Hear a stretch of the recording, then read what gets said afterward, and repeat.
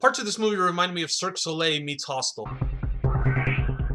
What's up, everybody? Back today with another one for you. Inbred came out in 2011, written and directed by Alex Chandon. Takes place in the countryside of Britain, Yorkshire, I guess to be exact. But it's two social workers wind up taking these four kids out to do a project, a cleanup project, and they run across some locals, and things quickly escalate. And of course, the locals, the movie's called Inbred, so they're like crazy hillbillies. And then the kids wind up getting put in this like sort of torture scenario.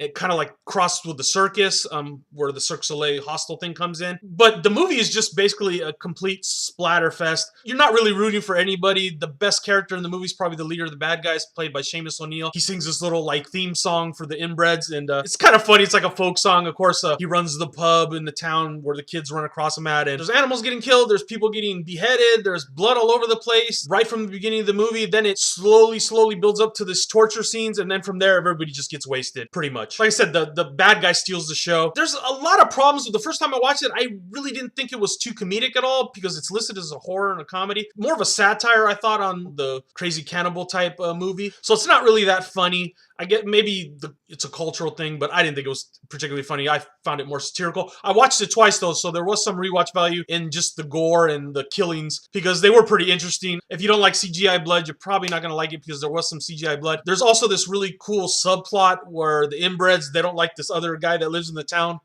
Don't go into it too much, but it's funny because it's like, he's so extreme, they're kind of like, they don't like him. And it kind of works into the plot later, which is kind of funny. And another highlight is there's this torture scene with a horse, and the horse is walking around this guy, and that's all I'm going to tell you. But that part, that's like a chilling way to like torture somebody, definitely. I like that part. But some of the stuff is just so extreme and, completely comical, almost slapsticky. And that's kind of a problem for me. I really don't like the horror comedies too much, but I did watch this one twice, so I'm gonna recommend it. I give it a really strong 3 out of 5 stars. Lots of blood, lots of gore, and it's entertaining. It's well shot.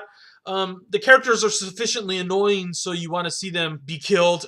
And the final death scene solidifies a solid 3, and solidifies, I think, what people are going to remember about this movie, because the final death scene in this movie is really cool. I laughed both times I saw it, so I guess on that level, the comedy did work. So if you've seen Inbred, let me know down below what you thought. Was it too gory? Did the CGI blood turn you off?